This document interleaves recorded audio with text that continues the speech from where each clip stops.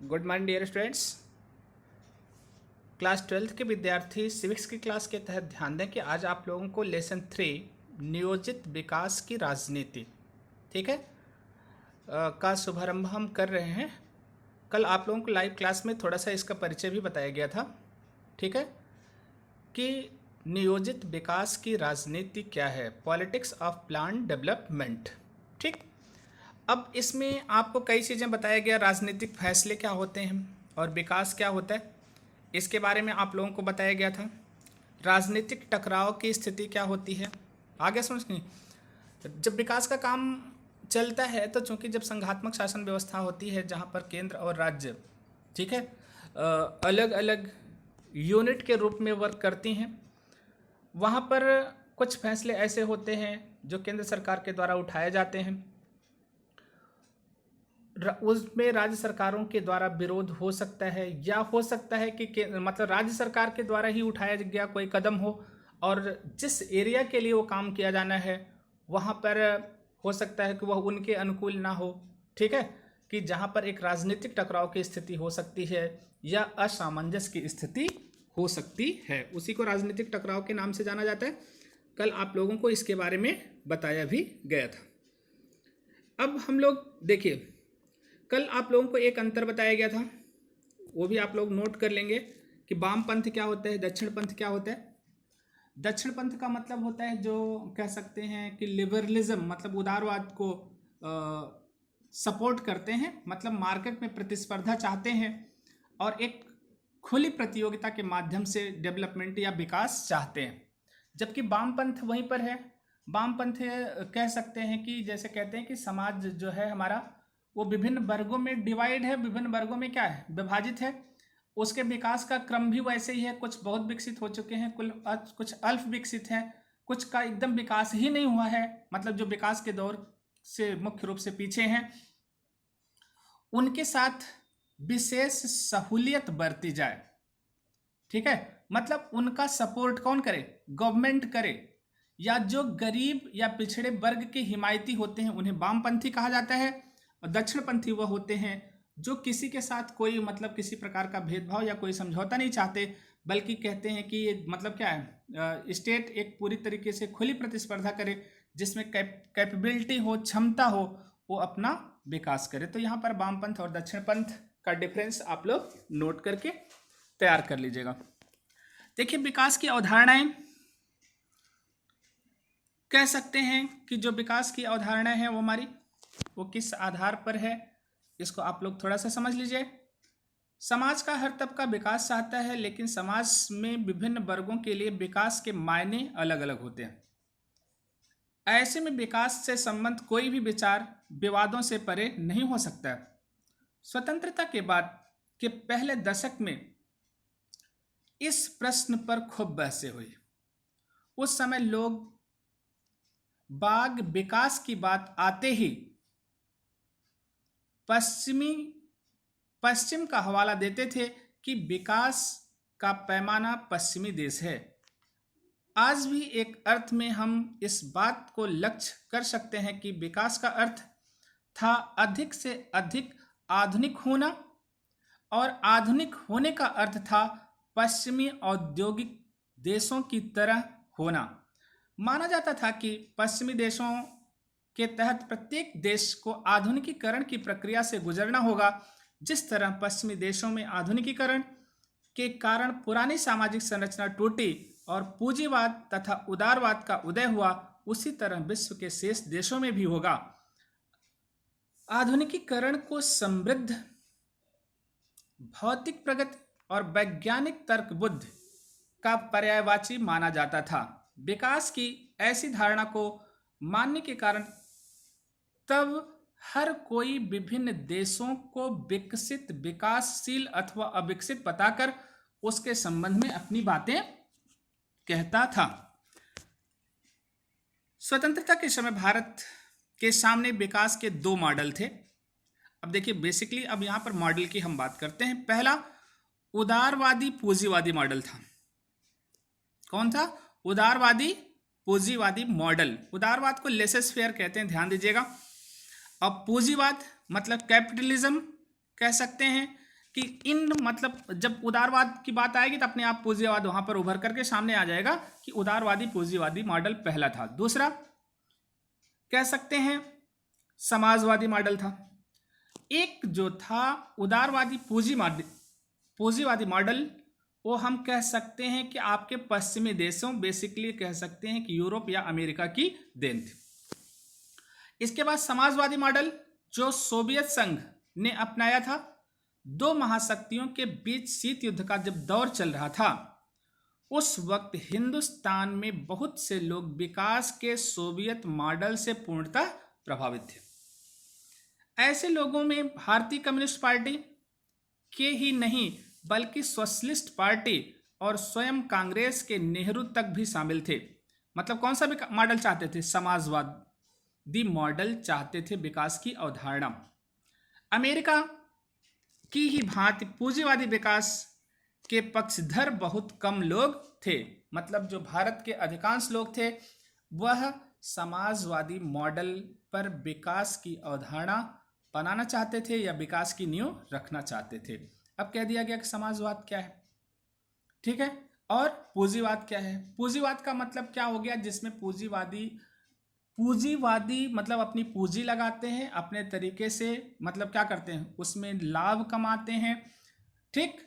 और यहीं पर जो समाजवादी मॉडल है, इसमें आप सिंपली कह सकते हैं कि मतलब एक ऐसी यूनिट संरचना तैयार की जाएगी जिसमें किसी व्यक्ति विशेष की पूंजी नहीं होगी, बल्कि कह सकते हैं उसमें कुछ गवर्नमेंट की सहभागिता होगी, मतलब कुछ जो उसके एम्प्लॉय होंगे, जो उसमें काम करने वाले होंगे। ऐसी संरचना मतलब क्या की जाएगी? डेवलप की जाएगी। वो आपका कौन सा मॉडल हो जाएगा? समाजवादी मॉडल हो जाएगा।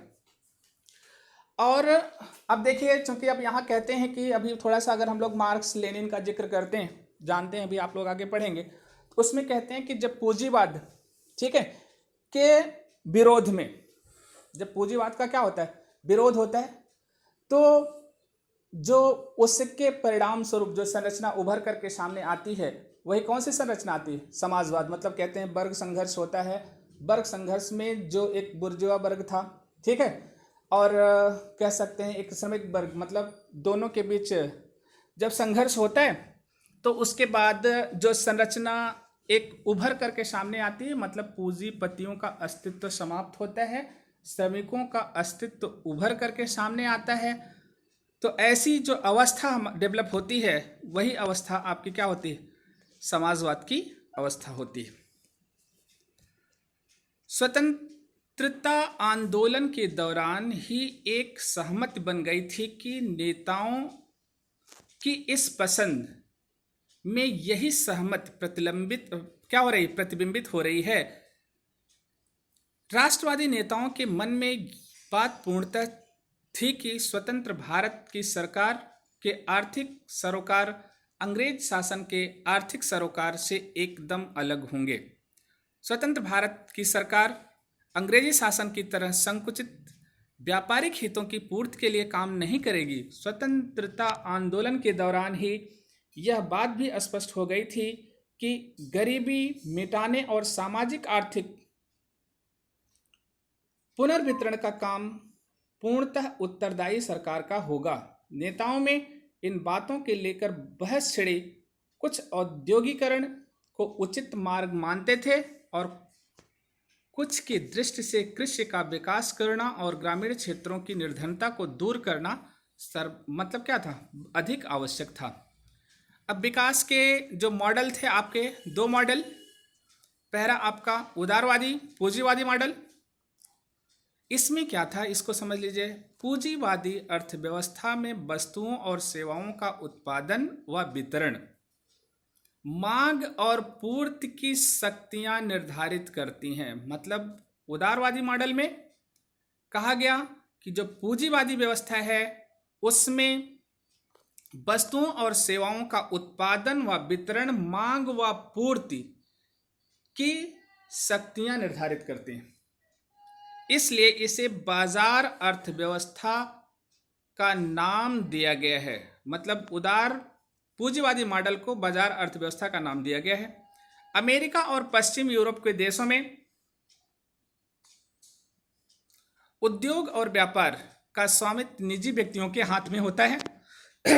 भारत में भी कई ऐसे विचारक और राजनेता थे जो चाहते थे कि देश को आधुनिक बनाने के लिए हमें पश्चिम की अर्थव्यवस्था को अपनाना चाहिए। इसमें उद्योगों और व्यापार पर सरकारी नियंत्रण कम से कम होना चाहिए।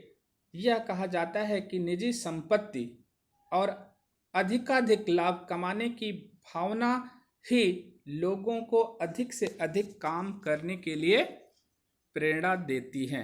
अब आपको पहला मॉडल समझ में आ गया। दूसरा मॉडल क्या है? समाजवादी मॉडल। यह मॉडल आप कह सकते हैं कि सोवियत रूस की व्यवस्था पर आधारित था, जहां पर कह सकते हैं कि अर्थव्यवस्था पर पूर्ण रूप से राज्य का नियंत्रण और मतलब क्या था? संचालन था। मतलब वही नियंत्रित करती थी और संचालित करती थी कौन? राज्य।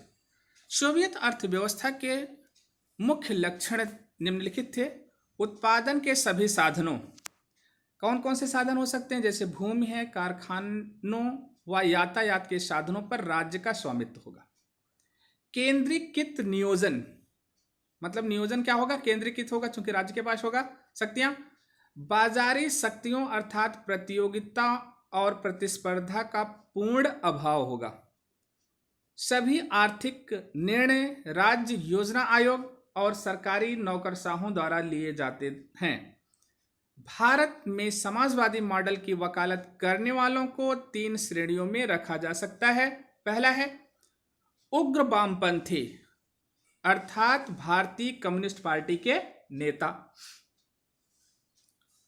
ठीक है। दूसरा है सोशलिस्ट पार्टी तथा वे कांग्रेसी जो समाजवाद में निष्ठा रखते थे।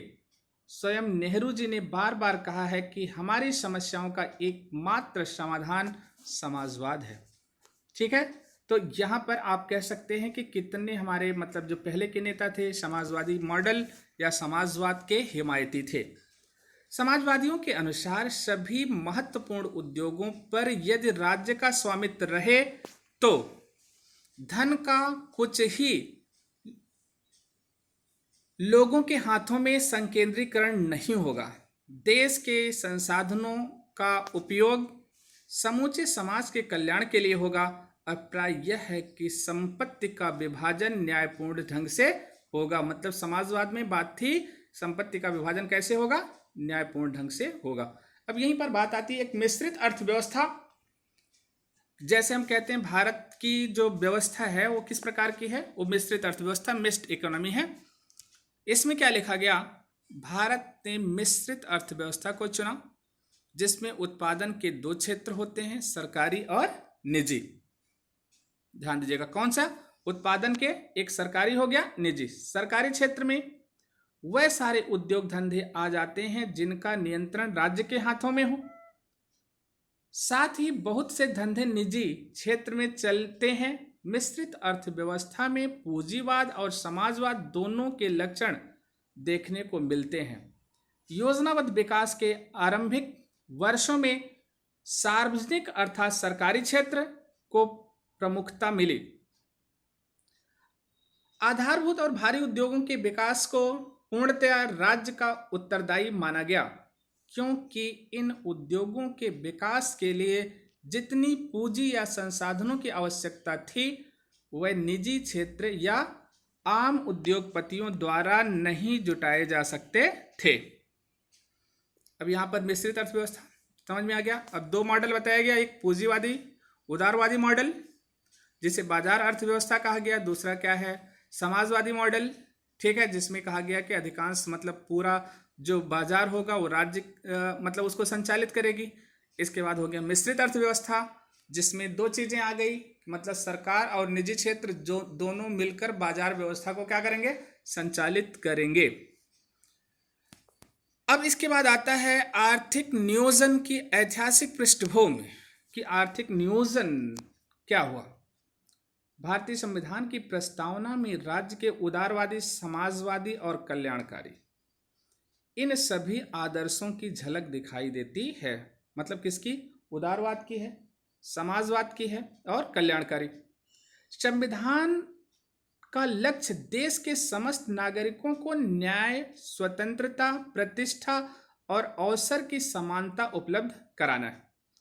मूलभूत अधिकारों और राजनीति के निदेशक सिद्धांतों में इन आदर्शों का विस्तृत उल्लेख मिलता है। अब इसके बाद राज्य के नीति निर्देशक तत्व में दिया गया है, क्या है इसमें? पुरुष और महिलाओं को समान रूप से जीविका के ढेर सारे साधन उपलब्ध हों, देश के भौतिक साधनों पर अधिक से अधिक लोगों के हितों में उपयोग हो सके और धन दौलत का गिने चुने लोगों के हाथों में केंद्रण न हो, पुरुष, महिलाओं और बालकों की शक्ति का दुरुपयोग न हो, नागरिकों को ऐसे रोजगार में न जाना पड़े जो उनकी आयु या शक्ति के अनुसार न हो। अब इसके बाद कहा गया ये राज्य के नीति निर्देशक तत्व में है, मतलब अनुच्छेद जो 36 से आपका कहाँ तक है? 51 तक है।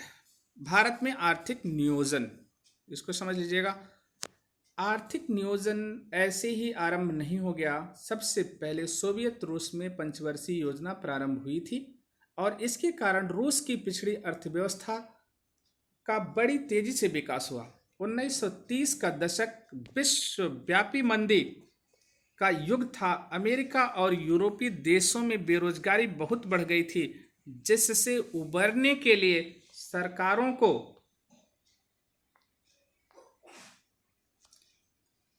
कई विशेष कदम उठाने पड़े। कई सरकारों ने सबके लिए रोजगार की व्यवस्था करने का उत्तरदायित्व अपने ऊपर ले लिया। इसलिए यह विचार बड़ी वेग से फैला कि अपने आप स्थिति नहीं सुधरेगी, इसके लिए सरकार को कुछ विशेष योजनाएं अपने हाथों में लेनी पड़ेंगी। इसमें क्या आया? फिर आगे देखिए, यूरोपीय और अमेरिका जिस आर्थिक मंदी से जूझ रहे थे, रूस उससे अप्रभावित रहा। इसका श्रेय सोवियत रूस की योजनाबद्ध अर्थव्यवस्था को दिया गया। रूस की पंचवर्षीय योजनाओं की सफलता से भारतीय नेता बहुत प्रभावित थे। भारत ने भी स्वतंत्रता के बाद नियोजित अर्थव्यवस्था का मार्ग अपनाया। अब इसमें क्या है? पहला, राष्ट्रीय नियोजन समिति बनाई गई और बंबई योजना, और उसके बाद जनता योजना। 3 प्रकार की योजनाएं हैं। तीनों आपकी एनसीईआरटी किताब में दिया भी है, पढ़ लीजिएगा इसको। भारतीय नेता स्वतंत्रता से पहले नियोजित अर्थव्यवस्था का महत्व समझ चुके थे। 1938 में जवाहरलाल नेहरू की अध्यक्षता में राष्ट्रीय नियोजन समिति मतलब नेशनल प्लानिंग कमेटी की स्थापना की गई। समिति ने अपनी रिपोर्ट में कहा कि आर्थिक विकास के लिए औद्योगिकरण आवश्यक है तथा मूल उद्योगों, खनिज साधनों तथा रेल और जल मार्गों पर राज्य का नियंत्रण होना चाहिए। इस समिति ने जमींदारी प्रथा के उन्मूलन की सिफारिश की थी।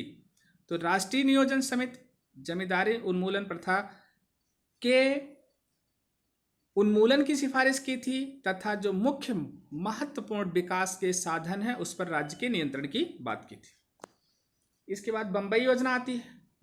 राष्ट्रीय नियोजन समिति के अतिरिक्त 1944 में जीडी बिरला सहित 8 प्रमुख उद्योगपतियों ने एक योजना तैयार की जो बंबई योजना के नाम से जानी जाती है, जिसमें उद्योगों को 2 श्रेणियों में बांटा गया, आधारभूत उद्योग और सामान्य उपभोग की वस्तुएं बनाने वाले उपभोक्ता उद्योग। आधारभूत उद्योगों के अंतर्गत वे उद्योग आते हैं जिनमें अधिक पूंजी लगानी पड़ती है, जैसे कि इस्पात उद्योग, मशीनें बनाने वाले उद्योग। बंबई योजना में यह भी कहा गया कि बीमा कंपनियां और बड़े उद्योगों का संचालन तो राज्य को ही करना चाहिए। तो अब कह सकते हैं यहां पर कि जीडी बिरला सहित 8 प्रमुख उद्योगपतियों ने जो एक योजना तैयार की उसे बंबई योजना के नाम से जाना जाता है, बॉम्बे प्लान के नाम से जाना जाता है। अगला क्या है? जनता की योजना। प्रसिद्ध क्रांतिकारी यमन राय की जनता योजना, अब कह सकते हैं किसकी जनता योजना है? यमन राय ने सामूहिक अथवा सरकारी खेती मतलब कलेक्टिव और स्टेट फार्मिंग पर बल दिया गया। यमन राय कम्युनिस्ट रूस की सहकारी खेती के आदर्श से बहुत प्रभावित थे। तो अब कह सकते हैं यहाँ पर तीन जो हमारी मतलब योजना की बात की गई, इसमें राष्ट्रीय नियोजन समिति आई, बम्बई योजना आई और जनता योजना। अब योजना आयोग जो हमारे देश में 1950 में लागू हुआ, बाद में इसे समाप्त किया गया, नीति आयोग बना। अब इनके बारे में कल चर्चा की जाएगी। Thank you for this class.